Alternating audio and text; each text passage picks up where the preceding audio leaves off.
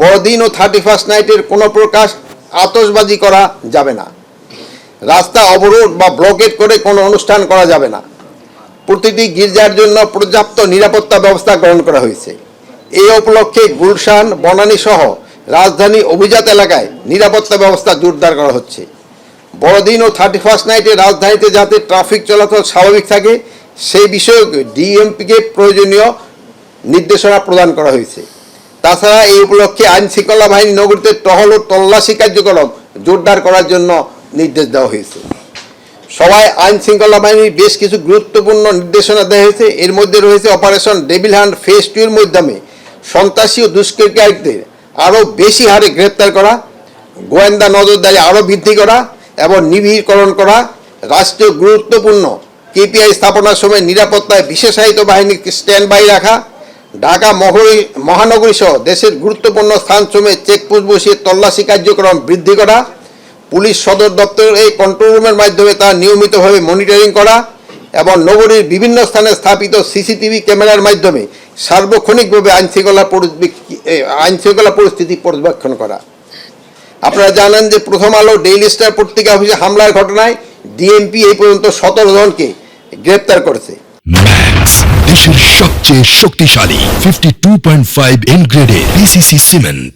পত্রিকার 2টি সম্পাদকের নিরাপত্তার জন্য গানম্যান দেওয়া হয়েছে এবং তাদের বাসায়ও নিরাপত্তা বৃদ্ধি করা হয়েছে।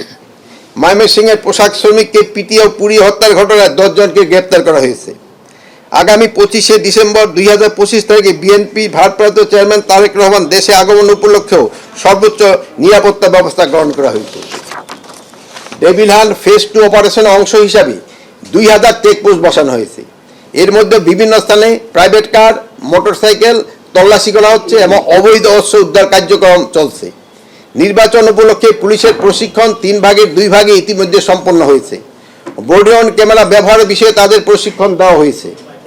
তাছাড়া সবাই সারা দেশে আইন শৃঙ্খলা পরিস্থিতির সার্বিক পর্যালোচনা, সহিংসতা সৃষ্টিকারীদের বিরুদ্ধে ব্যবস্থা গ্রহণ, চুরি, ছিনতাই, চাঁদাবাজি, দখলবাজি, সংঘবদ্ধ দুষ্কৃতিকারীদের কর্মকাণ্ড রোধে ব্যবস্থা গ্রহণ, জুলাই হত্যাকাণ্ডের শহীদদের মামলার রেকর্ড ও তদন্ত অগ্রগতি, দেশের অস্থির সৃষ্টিকারী উস্কানিমূলক সাইবার প্রচার ব্যবস্থা গ্রহণ, নারী ও শিশু নির্যাতন ও ধর্ষণের বিরুদ্ধে আইনগত ও সামাজিক প্রতিরোধ গড়ে তোলা, মাদকের অপব্যবহার রোধে কার্যকর ব্যবস্থা গ্রহণ, শীর্ষ সন্ত্রাসী জামিন ও পরবর্তীতে সন্ত্রাসী কার্যক্রম ও প্রতিরোধ, নির্মূল, নিয়ন্ত্রণ ও নিষিদ্ধ ঘোষিত সংগঠন সমূহ অপতৎপরতা রোধে ব্যবস্থা গ্রহণ, গার্মেন্টস শিল্প কারখানা শ্রমিকদের বেতন বোনাস পরিশোধ নিশ্চিত করা, গার্মেন্টস কারখানা, ঔষধ শিল্প সহ বিভিন্ন শিল্প প্রতিষ্ঠানে বিশৃঙ্খলা সৃষ্টির অপতৎপরতা প্রতিরোধে ব্যবস্থা গ্রহণ, অস্ত্র জমা, অবৈধ অস্ত্র উদ্ধার অভিযান পরিচালনা, সীমান্ত পার্বত্য অঞ্চলের পরিস্থিতি, রোহিঙ্গা ক্যাম্পের আইন শৃঙ্খলা সার্বিক পরিস্থিতি ইত্যাদি বিষয়ে আলোচনা করা হয়েছে।